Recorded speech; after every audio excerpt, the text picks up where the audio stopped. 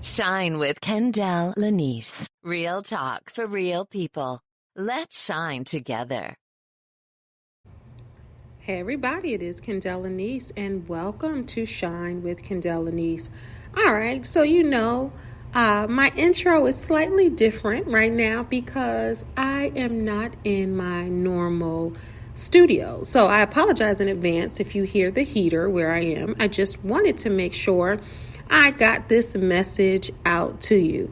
If you're just tuning in for the first time, welcome to Shine with Kendall Lanice. A little bit about me. I am a transformational life coach, healing coach, aging coach, podcaster, obviously, speaker, talk show host, all of these amazing things. But most importantly, I am a woman who is an advocate for you, the listener, being better, wiser, and more fulfilled. So this podcast is all about life coaching from an honest place to help you heal, grow, and be the best version of yourself you can possibly be. I know you hear, be a better version of yourself. Yeah, all that, you hear that a lot, but I'm for real. Like, I want you to be better each day you wake up. So this podcast is all about education, elevation, and entertainment. So if you're able to rate this podcast, if you are able to leave a comment, do so.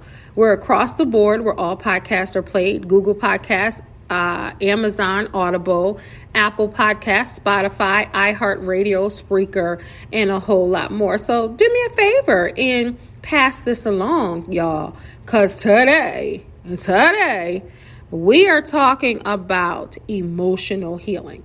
All right, so as you notice, if you are an avid listener, I took a month off actually to date from putting up my last podcast because I was finishing up my book, doing some final things to my book. So you guys, if you're a writer or a thinker, you already know. It was already turned in, but I was like, wait a minute, God is telling me to share more. The title is called, Excuse Me, Your Unhealed is Showing. Healing Purposely and Aging Fearlessly. So, of course, I was like, I want to add some more. And it was certain chapters that I added. Sorry for the noise. I just want to plug this up. So this is going to be a quick episode. But it's interesting, because it was a chapter in there. It's a couple of chapters in there that I didn't really want to write. One in particularly, I didn't want to write. One in particular chapter, I was like, oh, Kendall, do you want to go there? But I did, right? And this is probably my most vulnerable book yet. I share some things about me and my healing journey to help you understand and possibly start your healing journey. Everybody's journey time is different. Every age is different. But the thing about healing, and it's ing, healing, you're going to continue to heal. You will never be completely healed of life, because why? Life still keeps lifing. But you'll be able to understand yourself a little more. And hopefully by me sharing some of my story and giving examples, real life examples of certain things, you will maybe, possibly, hopefully, start your healing journey or continue through. It's a process, y'all. It's not about getting to a finish line. As I ran track, I didn't worry about what was happening to the lane to the left of me or to the right of me. I was all about looking at that finish line. And everybody's finish line looks different. And that's what I was about. So hopefully, and with healing, you're going to go past the finish line. You're going to go past the street. You're going to go past the track. You're going to go around the school. You're going to go up the block. It's going to be a continuous thing, which is amazing, which is great. All right. So today I'm going to have a quicker episode. Maybe I'll do about 20 minutes, 30 minutes tops. And we're going to be talking about emotional healing. What is emotional healing, Kendall? Well, first of all, I'll save it. All right. So what is emotional healing? Emotional healing is the process of acknowledging, allowing, accepting, integrating, and processing painful life experiences and strong emotions. It may involve empathy, self-regulation, self-compassion, self-acceptance, mindfulness, and integration. That definition was from verywellmind.com. And so many people are going through so many different things, and even people who hadn't gone through things in life, when COVID hit, people were experiencing different things that they never experienced. So whether you're healing from a long-lost friendship leaving, or whether you're healing from an abusive relationship, whether you're healing from parental issues or problems, whether you're healing from losing a job, healing from sickness, healing from family issues, healing from whatever you're healing from traumas that happened to you when you were younger or currently happening now, healing from whatever you're healing from. I just want you to know that it is possible for you to heal. There are several steps with everything when it comes to healing. And even if you think, well, I don't need to be healed from that, I can go on about my business. And my book is talking about unhealed is showing, meaning that you might be running around thinking it's your personality or thinking it's their personality when it really isn't. The unhealed parts are showing because they haven't been handled, acknowledged, tackled with, maybe pushed under the rug. So you think that that's somebody's personality when really that could be someone's hurt or pain showing, and they have to address that. So the best person to address that and really acknowledge that is you. So when you're maybe wilding out or acting a certain way or quiet or reserved or not wanting to talk, not wanting to trust, or, lashing out, whatever your act is, I guarantee you it's a hurt spot, whether it's abandonment or rejection, whether it's not speaking or not trusting, anything like that. It probably is rooted from a place from childhood or as you were growing up, or the interpersonal relationships that you've had with friends, family, or relationships. So some signs that maybe you need to heal is accepting or experiencing difficult life decisions, and really owning them and acknowledging them. It's also when you start to heal, you begin to feel your emotions guiding towards, I want to be better. I don't like this. That's when you're going to be ready, signs that you're ready, or not being scared to address things, or you're able to take disappointments and things that happen in your life and say, you know what, let me see how I can spin it, or let me see. Those are signs that you're ready to heal. I was looking at something on one of my favorite sites, Psychology Today. I love Psychology Today. It gives insight, and it talks about emotional distress and sorts of sadness and anxiety and addiction and being unproductive, compulsions, repetitive negative self-talk, sabotaging behaviors to yourself, physical ailments, whether you're angry, agitated, whatever it is. And it talks about that type of healing. So what helps relieve distress? Relieves distress. And what helps a person to heal? The mental health system as currently said that the following two things help the most: drugs and talk therapy. But I go with the latter, talk therapy. Now, if you're out there and you have to take medication, and that's right for you, everybody is totally different. So I don't want to, because medication could really be helping someone get through their day, because people have seen a lot, done a lot. There's PTSD, so I get it. But talk therapy, people underestimate that. Just getting it out, not harboring and keeping it inside. Sometimes that festers and that perpetuates what's happened, and it halts the healing. So here are tips. I wanted to give 10 tips from Psychology Today on healing, and then we're going to go through these. Be yourself.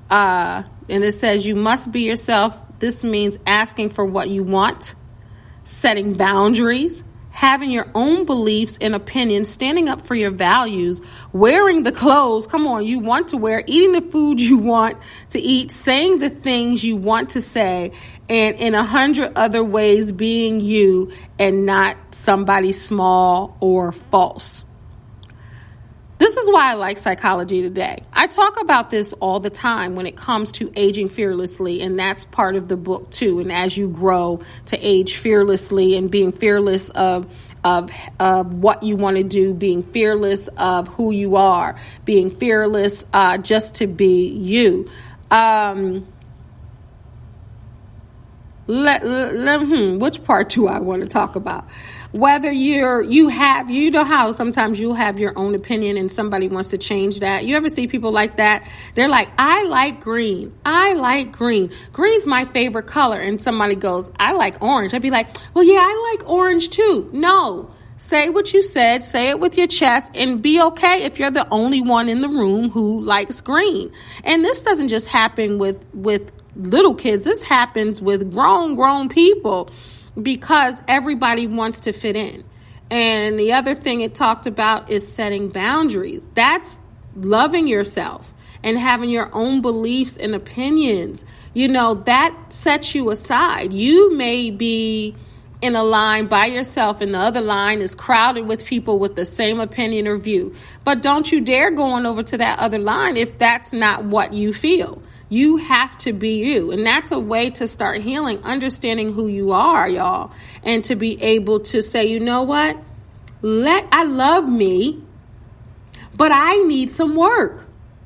We all need to say that. I love me, but I can see when my unhealed is someone like, ooh, Kendall, ooh, your unhealed is showing. Let's figure out what that thing is. Let's go back into the memory bank and let's see. I had to do my self-work. Everyone has to do their own work.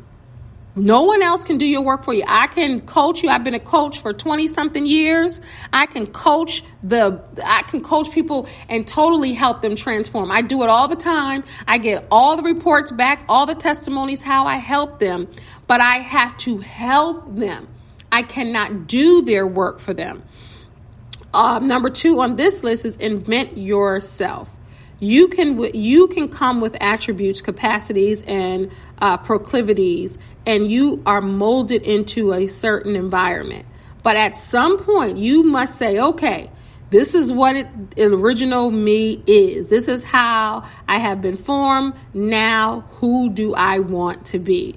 You reduce your emotional distress by deciding to become a person who will experience less emotional distress, a calmer person, a less critical person, a less egotistical person, more productive, less self-abusive person, and so on and so on and so on. So you only can see the holes in you. But can I tell you a secret? Other people can see the holes too. I know you think they can't. But other people can see your unhealed showing. And that's what we don't get. Other people can see it. They might not be able to put their finger on it. They might not have the discernment. They might not be able to see. Let me tell you, I can recognize it in myself, but I can recognize it in put me in a room with people and I can tell you it's happened, tried and true. Like something's going on. And guess what happens? God brings them to me. They're drawn to me. And I begin to have conversations with strangers and they tell me stuff like, I've been dealing with this rape. I never told anybody about it. But something about you makes me want to tell you. I've had people reveal to me for the first time tragic things that have happened in their lives. and they're trying to make it through and heal. I can see it. I was once told, this girl I used to work with, they was like, don't mess with her. She's mean, or she's this, or she's that. And I was like, they were like, you're so, bubbly and happy, and she's all mean and dark, blah, blah, blah, blah, blah, and dark in spirit. And I'm like, no, she's not. But then when I became her friend, she used to be like, Kendall, why are you need to be quiet over here. Why are you talking to everybody? Right? And she used to say,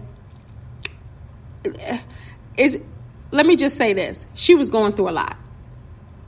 And she began to shed some things to me. And this is when I was like in my 20s. And I was like, oh, snap. She's hurting. And I can see that. And I've seen this. You can see when somebody is hurt, even if they put on, the flyest clothes, makeup, or the accessories, or the fellas getting a haircut every 3 days, or whatever it is. You can see behind the freshness, behind the dopeness, that there's a pain lying there. Number 3 on this list is love and be loved. Part of our nature requires solitude, alone time, and substantial, rugged individualism. But this isn't the whole story of our nature. We feel happier, warmer, and better, live longer, experience life as more meaningful if we love and let ourselves be loved. Let ourselves be loved. So when I read that, it's like, let yourself be loved by you, by God, and other people. That's how I see it. Then it says to do both, to be ourselves and relate, requires that we acknowledge the reality of others, include others in our plans, not only speak, but listen, and make ourselves fit by eliminating our more egregious faults and by growing up. So if you're just tuning in, 10 tips for emotional healing. What helps us reduce our sadness, anxiety, and other emotional distress? Number 4, get a grip on your mind. I was reading this book, it was called, I think it was by Sarah Knight, and it was like Calm the F Down. And it was about being anxious and anxiety. And it was so funny. She was giving real life experiences because she struggles with that. And I always like listening to books that help you grow. And then you talk about Nedra Glover Tawwab, her book on setting boundaries. She's often seen on Red Table Talk, even this latest one. But I look at people's books and I'm like, So when I see this, get a grip on your mind. Nothing causes more emotional distress than the thoughts we think. Child, listen. We must do a better job than we usually do on identifying the thoughts that don't serve us, disputing them and demanding that they go away, and substituting more useful thoughts. Amen. Thinking thoughts that do not serve you is equivalent of serving yourself up emotional distress. Only you can get a grip on your mind. If you won't do that work, you will live in distress. Y'all, I don't know if y'all pray, but you got to pray just to make it today. That's what MC Hammer said, and it's so true. Especially your mind, like the ghetto boy said, your mind can play tricks on you. And you could be thinking of all of this stuff that didn't even happen yet, that may not ever happen yet. And you're causing yourself emotional distress. And that, y'all, can lead into other health issues. Number 5. Now, this is an interesting one. And this is, I'm on both sides of this. After watching the latest Red Table Talk talking about toxic forgiveness, that's deep. Toxic forgiveness, y'all, is when y'all really don't forgive, but you saying you forgive because it sounds cute and you want to be the bigger person. So you like, I forgive, but it's really in a toxic kind of way because you really don't. So number 5 on here is forget the past. We are not completely in control of our being, that we can prevent past sores and points for returning. They have a way of pestering us in anxious sweats, nightmares, sudden sadness, and waves of anger or defeat. But we can nevertheless try to exorcise Exorcise, not exorcist, not exercise, but exorcise the past by not playing along with our human tendency to wallow there. So, of course, I would say you can't forget the past. You can remember it. You can allow the triggers to come so you can grow in those spaces. You're never going to forget them, but you cannot harp on them, y'all. Number 6, flip the anxiety switch off. Rampant anxiety runs our equilibrium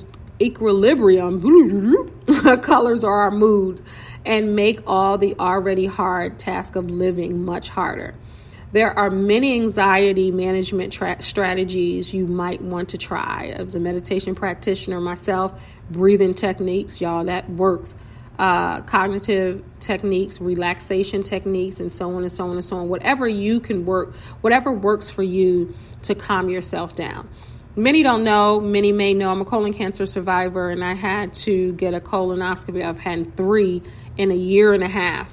And the last one, I was extremely anxious because I'm like, oh, Lord, what are they going to say? And I had to calm myself down. Like that book, I had to calm down like I did. And I just started praying. I just started meditating and breathing. And anesthesiologist was like, you are really calm. And she's like, you have a reason not to be calm. Some people are jumping off the table, but you are calm. And I had to calm myself because the one before that, y'all, I was wilding out. I could not sit still. I was having a panic attack, an anxiety attack, and I never had any of those. Like, I was really nervous because that was PTSD coming in, because that was the first time I had been back to the scene where they told me I had colon cancer. So the first time I went back, I was really going through it. And I had to calm myself then, but it took a little longer. This time, it was much. So I was like, okay, there's growth in that. And that's what it is. It's about practicing and acknowledging and owning it and then working towards whatever you need to work towards. Number 7, make meaning. Meaning is nothing more than a subjective psychological experience. We can have much more meaning in our life if we stop looking for it as if it was lost or someone else knew more about it than we did, and realize that it is in our power to influence meaning and even make it by making daily meaning investments. I love that.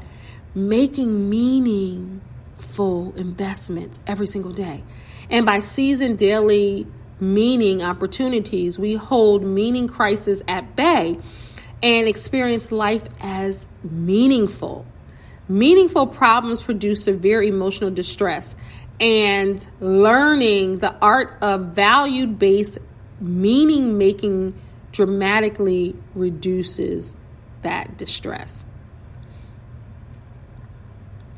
Almost done, y'all. 8. Let meaning trump poop. Trump the mood. Trump the not so good. Trump the garbage, right? That's how I see it. You can decide that meaning, what meaning is important to you. And then you can allow that mood to find you rather than saying, I'm blue today. Instead saying, I have a business to build. Or what? Or I have a novel to write. All right, I got this book to publish. What? You start each day announcing to yourself exactly how you intend to make the day meaningful. That's what I'm talking about. And it's all about setting those intentions for that day. What do you want from that day? How do you intend to deal with? So you can even pre-do that. Okay, if I have problems coming, y'all, how can I intend to deal with this? What do I do? And this says, in short, mean to spend your day. And you consider all of that. Excuse me. You reduce your emotional distress by checking in more on your intentions and less on your mood. So basically, if you're feeling a moody way or something is happening, revert back to your intentions and still continue to make that day intentional.